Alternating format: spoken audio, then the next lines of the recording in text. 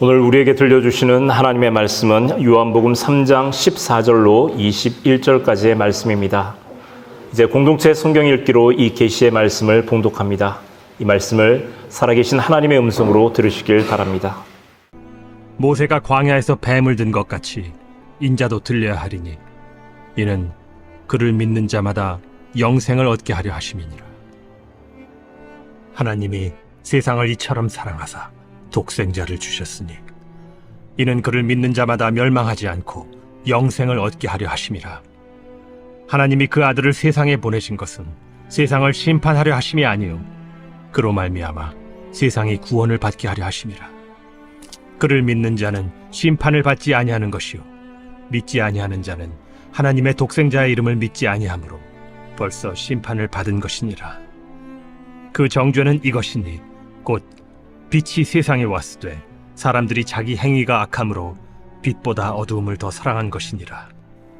악을 행하는 자마다 빛을 미워하여 빛으로 오지 아니하나니 이는 그 행위가 드러날까 하며 진리를 따르는 자는 빛으로 오나니 이는 그 행위가 하나님 안에서 행한 것임을 나타내려 함이라. 이 말씀은 하나님의 말씀입니다.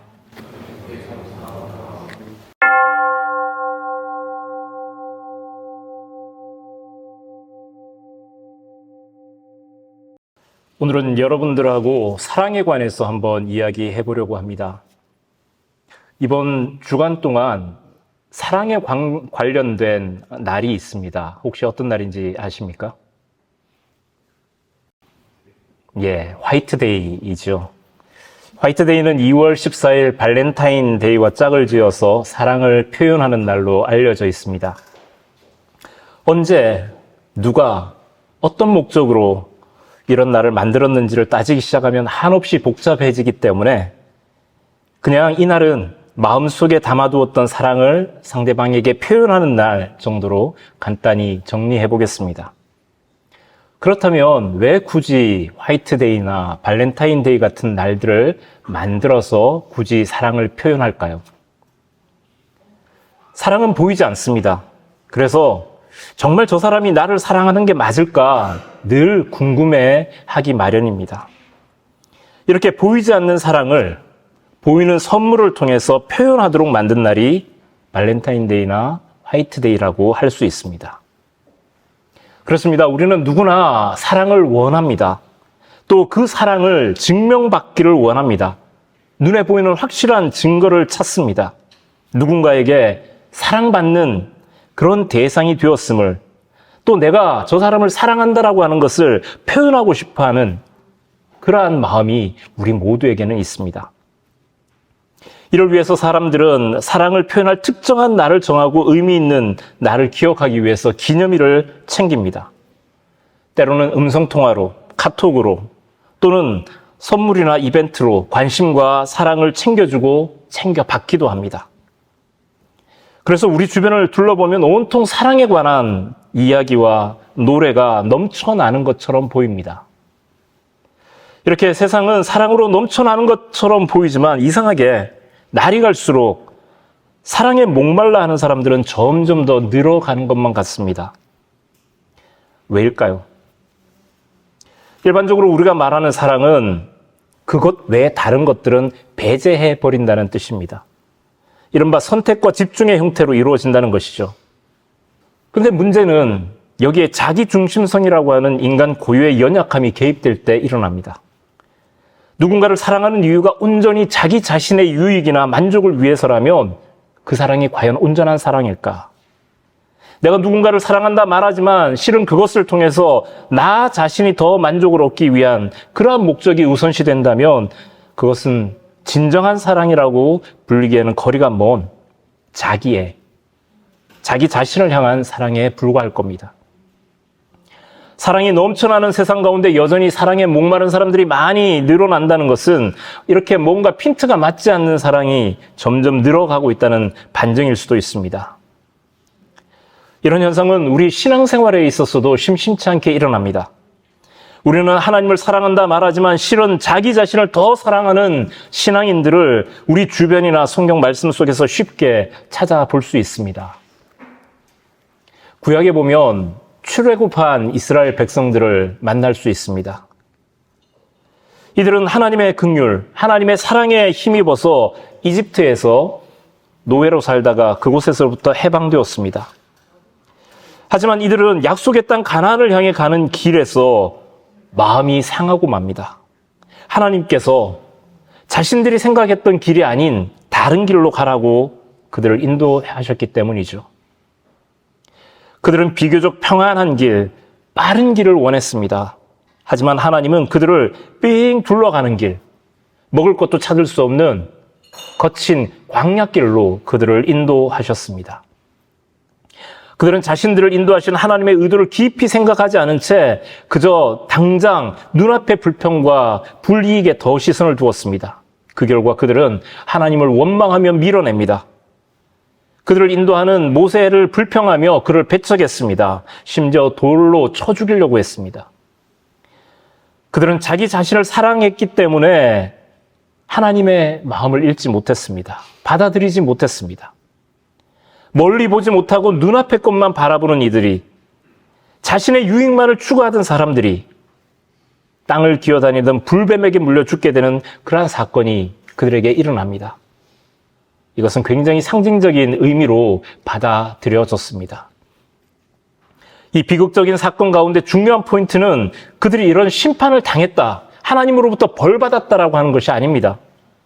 그들은 그 불뱀에 물린 상처를 낫기 위해서 장대에 매달린 구리로 만든 불뱀을 보라는 지시를 받습니다. 그리고 그 장대에 매단 불뱀을 본 사람마다 회복되고 다시 살아났습니다. 하나님은 끝까지 그들을 버리지 않으셨음을 그 사건을 통해서 보여주고 있습니다. 하나님의 사랑은 하나님을 등 돌린 사람, 하나님을 원망하고 하나님을 떠난 사람들에게도 여전히 유효하다라고 하는 것을, 그들을 배제하지 않고 그들까지도 품으신다는 사실을 알 수 있는 사건이었습니다. 어찌 보면 참 바보 같은 사랑입니다. 그리고 그 바보 같은 사랑의 주인공이 바로 우리의 하나님이십니다. 성경은 처음부터 끝까지 이런 하나님의 사랑 이야기로 가득 차 있는 책입니다. 일방적인 사랑의 이야기입니다. 그 사랑의 대상인 인간은 하나님의 사랑을 아랑곳하지 않을 때가 많습니다. 하지만 하나님은 끝까지 우리를 향한 그 놀라운 사랑을 포기하지 않으셨습니다. 그 사랑의 절정이 어디에서 드러났느냐 하면 바로 오늘 말씀 가운데서 찾아볼 수 있습니다. 독생자 예수님을 이 땅에 보내신 성육신 사건입니다. 우리가 익히 잘 아는 요한복음 3장 16절 말씀을 다시 한번 귀담아 들어보십시다. 하나님이 세상을 이처럼 사랑하사 독생자를 주셨으니 이는 그를 믿는 자마다 멸망하지 않고 영생을 얻게 하려 하심이라.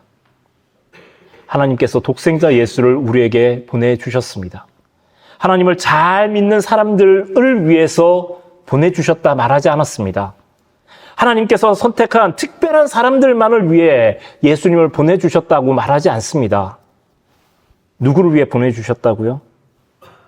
아직 하나님을 알지 못하고 믿지 않는 사람들, 하나님의 사랑을 거부하고 등을 돌린 사람들, 이 모두를 포함한 세상을 사랑하셔서 예수님을 보내주셨다라고 말씀하고 있습니다. 그 사랑의 방법이 무엇입니까? 이처럼 사랑하셨다 말씀합니다. 이처럼, 이런 방법으로. 그리고 이 방법은 바로 우리 곁으로 한 걸음 더 가까이 다가오는 것이었습니다. 움직이시는 것이었습니다.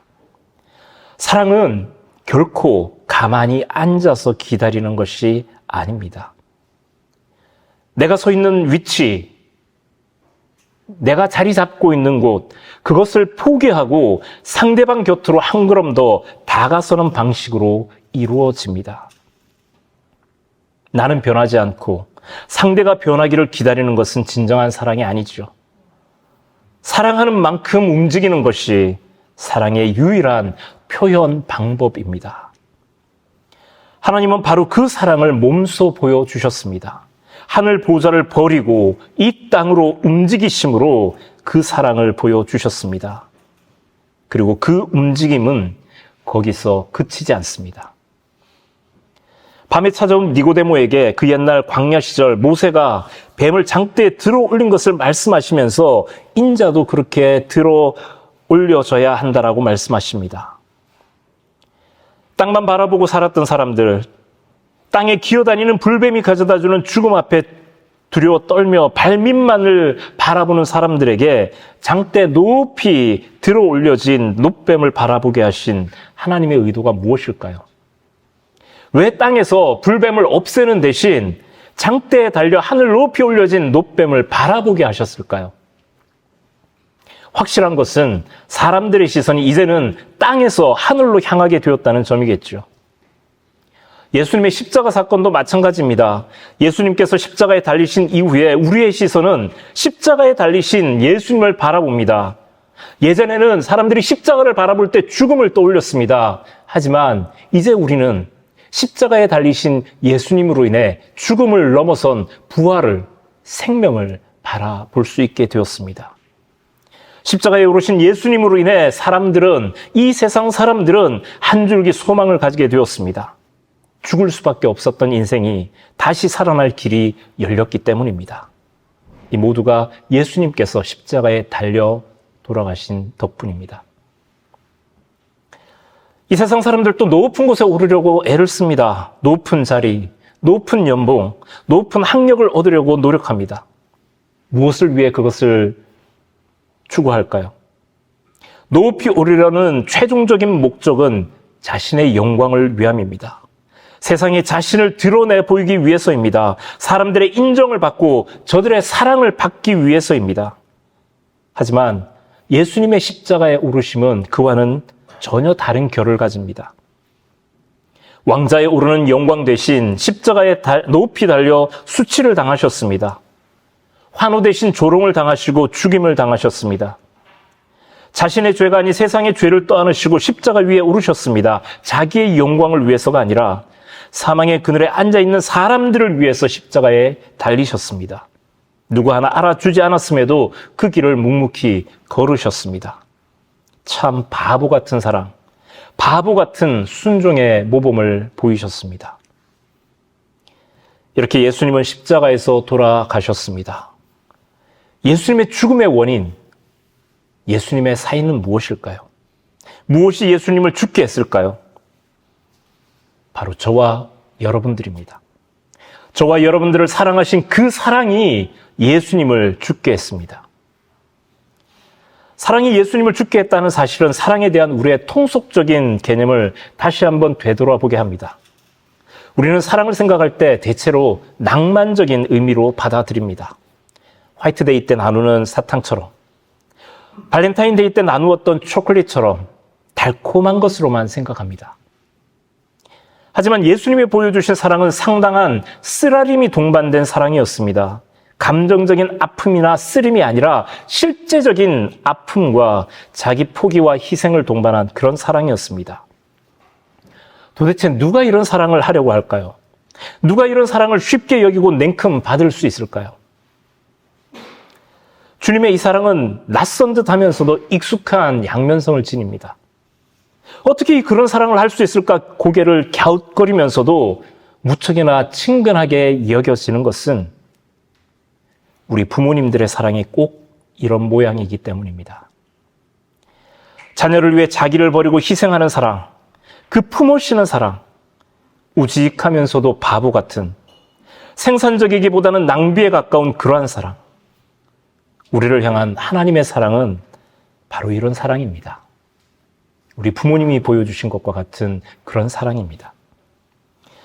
그렇습니다. 우리는 아주 어릴 적부터 바로 이런 사랑 안에서 자라왔고 이런 사랑을 받으면서 성장해 왔습니다. 그리고 이런 사랑은 다시 우리를 통해서 우리의 자녀에게로 펼쳐져 나갈 것입니다. 하나님은 오늘 우리들에게도 이런 사랑의 모습이 드러나기를 바라십니다. 자연인이 아니라 신앙인으로서 우리의 모습 가운데 이런 사랑의 모습을 보여주기를 원하십니다. 왜냐고요? 우리 모두는 하나님의 자녀이기 때문입니다. 십자가에 달리신 예수님을 나의 구주로 고백할 때 그 믿음 안에서 우리는 하나님의 자녀가 되는 권세를 얻었습니다. 자녀는 부모를 닮는 것이 당연하지 않습니까? 그런 의미에서 우리 모두도 하나님이 보여주신 그 사랑의 모습을 닮아갈 수 있습니다. 세상에서 가족임을 증명하기 위해서는 증명서를 발급받아야 합니다. 가족관계 증명서나 주민등록 등본 같은 문서로 증명받습니다. 그렇다면 우리가 그리스도인이라고 하는 것은 무엇으로 증명받을 수 있을까요? 교인 증명서나 세례 증명서가 그것을 증명해 줄까요? 그렇지 않습니다. 우리가 그리스도인으로 살아간다는 것은 예수 그리스도가 살아가신 그 발자취를 따라 살아간다는 뜻입니다. 진리를 따라 빛을 향해 나아가며 하나님의 자녀가 된다는 의미는 받는 것보다 주는 것을 더 행복하게 여기는 바로 그런 바보 같은 사랑을 실천하고 그렇게 살아가는 사람 중에 한 사람으로 살아가는 그런 모습으로 비춰지는 것입니다. 이렇게 세상의 사랑과는 결을 달리하는 예수님의 사랑이 우리 삶 속에 드러난다면 바로 그것을 보고 세상 사람들은 우리를 주님의 자녀로 예수 그리스도의 사람으로 그리스도인으로 부르게 될 것입니다. 오늘도 우리 앞에는 쉽지 않은 세상살이와 치열한 삶의 현장이 펼쳐져 있습니다. 벌써 코로나가 종식된 지 1년이 다 되어가지만 약 3년 4개월을 끌었던 그 코로나 팬데믹 상황은 우리 사회 구성원들에게 상처뿐인 영광으로 남아 있습니다. 무엇보다 서로를 가까이 하기보다는 멀리 해야 한다는 무의식적인 단절로 우리를 이끌었습니다. 생명의 위협 앞에서 다른 이들의 생명보다는 나의 생명과 나의 이익을 우선적으로 생각하려는 이기적인 유전자의 힘이 더 세 보일 수 있습니다. 하지만 그보다 더 훨씬 광범위하게, 훨씬 더 강력하게 하나님의 우리를 향한 사랑은 지금도 우리와 함께하고 있습니다. 그 사랑은 그 옛날 예수님의 십자가 사건으로 끝난 것이 아닙니다. 과거의 사건이 아닙니다. 그 사랑의 의미와 영향력은 오늘날까지 지금 이 순간 여기에도 계속되고 있습니다. 그 사랑에 대한 우리의 반응인 믿음 역시 과거나 미래의 것이 아닌 바로 오늘, 지금 여기 우리의 몫입니다. 이렇게 우리가 하나님의 내리사랑과 그에 반응하는 믿음의 고백과 행동으로 하나님과 사람을 사랑하며 나아갈 때 우리는 영생의 삶을 누리며 살아갈 수 있습니다. 따라서 영생을 누리는 삶이란 우리 자신만을 위한 삶이 아닙니다. 하나님이 사랑한 이 세상을 아름답게 가꾸는 일, 조금 더 하나님께 가까이 인도하는 일, 바로 이 일을 위해 하나님은 우리에게 영생을 선물로 주셨습니다. 바로 이 일이, 그 길이 진리를 따르고 빛으로 나오는 우리의 행할 길입니다. 물론 우리가 그 일을 어떻게 우리 힘으로 감당할 수 있겠습니까? 우린 여전히 모르는 것 투성이고 연약함 그대로의 사람들입니다. 하지만 하나님의 사랑은 그 모든 불가능을 뛰어넘어 우리를 움직이게 합니다. 그 사랑이 모든 것을 뒤엎고 함께 끌어가십니다. 비록 우리가 주님을 다 알지 못한다 할지라도 그 사랑의 폭과 너비와 깊이를 다 이해하지 못한다 할지라도 우리가 그분의 말씀을 뒤쫓아가기에 매 순간 버거움을 느낄지라도 지금 여기서 우리의 최선을 다하십시다. 그를 닮아가고 그를 알아가고 그를 나의 구주로 고백하며 그와 함께 동행하십시다. 그 길로, 그 사랑의 길로 우리 함께 나아가십시다. 그러면 그분의 사랑이 우리를 이끌어 가실 것입니다. 기도하겠습니다. 사랑의 하나님, 우리를 위해 독생자를 아낌없이 이 땅 우리 가까이로 보내주시고 치욕과 고통의 십자가를 지고 우리 죄를 사하시려 죽임 당하기까지 우리를 사랑해 주신 그 은혜와 사랑에 감사를 드립니다. 또한 그 깊은 사랑을 우리가 알기를 원합니다. 우리가 닮아가기를 원합니다. 끝없이 표현하며 고백하게 하시고 우리도 주님과 같이 그 사랑을 우리 삶 가운데 실천하며 살아가게 하여 주옵소서. 그리하여 우리가 하나님의 자녀된 존재임을, 우리가 주님을 조금씩 닮아가는 작은 예수가 되어감을 자각하며 세상을 향해 선포하며 살아가는 저희들 되게 하여 주옵소서. 우리의 길과 진리와 생명 되신 예수 그리스도의 이름으로 기도드립니다. 아멘.